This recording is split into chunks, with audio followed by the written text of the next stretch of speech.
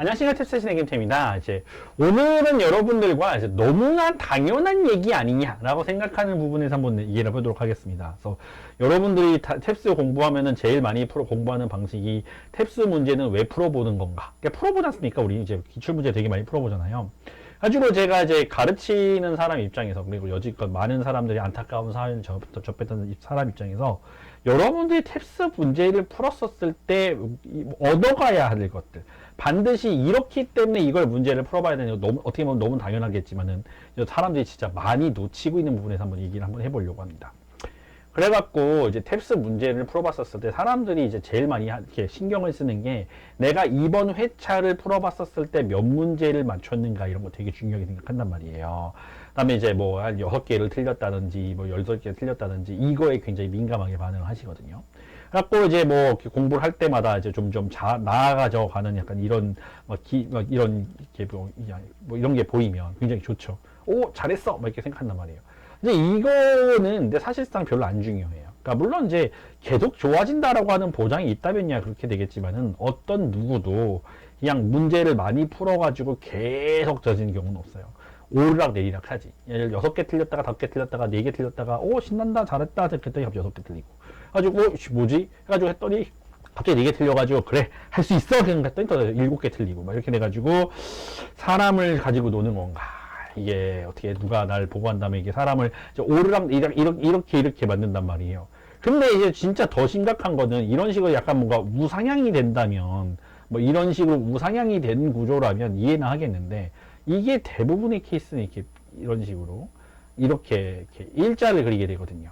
이렇게 되는 게 장기화 되시면서 탭스에 대해서 이제 뭔가 막막한 거죠.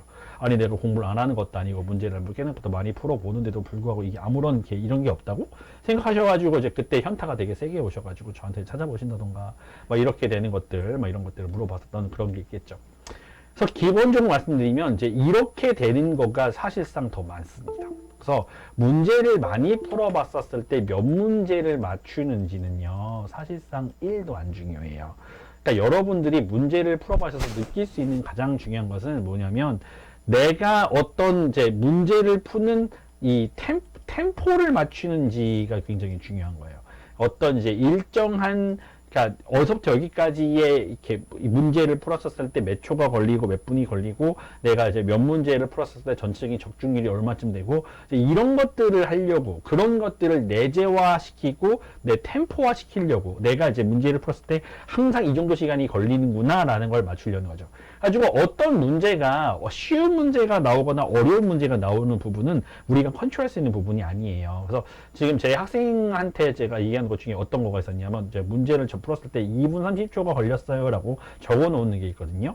그러니까 어떠한 경우에도, 여러분들이 탭스 시험을 보는 한 진짜 어떠한 경우에도 문제 하나가 2분 30초가 걸리는 일은 절대 있어서는 안 되는 거예요.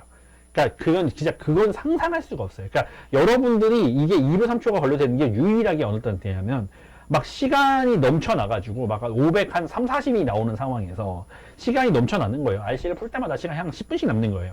이제 그렇게 되는데, 이제 한두 문제가 나를 헷갈리게 만들어가지고 이거 답이 뭘까? 라고 하면서 조금 더 고민할 수 있는 이 시간이 이런 정도 레벨이 되기 전까지는 이 한 문제를 그래서 2분 3초를 걸려서 풀어가지고 맞추셔도 본전이 안 돼요. 왜냐면 하나가 더 무조건 거의 2문제 가까이 틀리게 되겠죠.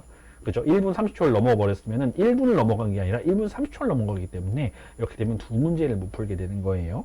그래서 이거는 이제 이렇게 고민을 한다는 것 자체가 이 문제가 어렵기 때문에 고민하고 계시는 거잖아요. 그럼 그 문제를 틀릴 확률은 굉장히 높아요. 그럼 이제 이것도 그래서 2분 30초 써놓고 틀려버리면 사실 이 문제 하나 때문에 3문제를 틀리게 되는 거예요. 그러니까 하나 정도나 2개를 모르는 거는 어쩔 수 없어요. 어려운 문제가 매번 회차마다 나오는 건 그건 어쩔 수 없어요. 근데 나는 이게 어려운 문제 때문에 하나를 틀리는 사람이 있고, 이 어려운 문제를 나 때문에 해서 3문제를 틀린 사람이 있다 치면 누구 점수가 더 높게 나오는지는 당연히 압도적으로 볼 필요가 없는 거죠. 가지고 이게 많은 분들이 실수를 한다고 생각하는 부분이, RC를 다 맞으려고 생각하시는 분들이 있어요. 특히 막 450점 목표하시는 분 중에서는 450점이 되게 높은 점수처럼 목표로 보이긴 하지만 사실상 180 나와도 되거든요.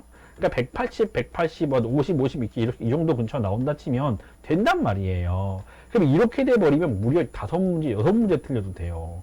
그러니까 여러분들의 목표가 다 맞는 게 아니에요, 탭스는. 그냥 내가 뽑아낼 수 있는 최대의 기대값을 뽑아내는 것이죠.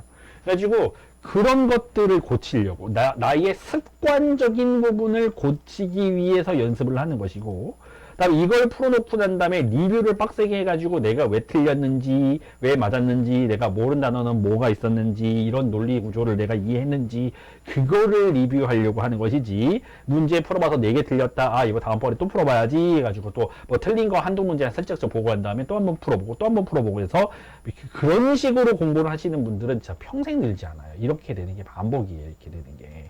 아주 답답한 케이스가 막 이런 식으로 문제집 저한테 찾아온 사람들 중에서 2년 동안 문제집 23번 풀었다고 하시는 분, 그러니까 진짜 죄송한 말이지만 이건 도대체 무슨 삽질을 하는 건지 모르겠어요. 삽질이라고 제가 대놓고 써놓을게요. 네, 공부를 하려면 그래가지고 그 문제 풀어보셨나요? 그러면 이 문제 이제 풀어봤대요. 그럼 그 문제집 또 풀어보잖아요? 그거 또 틀려요. 왜냐고? 푼 기억이 없거든요.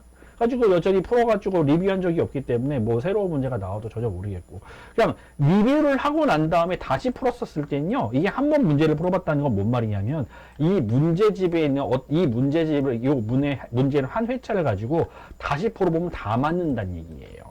다 맞아야 돼. 너무나 당연히 다 맞아야 돼. 선생님 답이 다 기억나니까 다 맞겠죠. 해보세요. 여러분 예를 들어 2주 전에 공부했다고 자기가 생각했던 그 문제집 있잖아요. 그럼 지금 다시 풀어보세요. 그 문제집을 다 맞지 않았으면은 그럼 여러분은 지금 뭔가 공부를 잘못하고 계시는 거예요. 그래가지고 다 맞는 게 당연해야 돼요.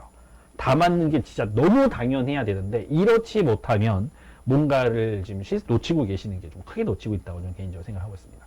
저는 그래서 문제집을 푼다는 게 이제 이런 느낌이라는 거를 한번 말씀드리고 리뷰를 한다는 건 이런 것이다 라고 한번 말씀을 드리고 싶었습니다. 어쨌든 그렇게 공부하는 방법이 여러분에게 좀 도움이 됐으면 좋겠고요. 또 다른 영상을 찾아뵙도록 하겠습니다. 탭 선생님 김태였습니다. 감사합니다.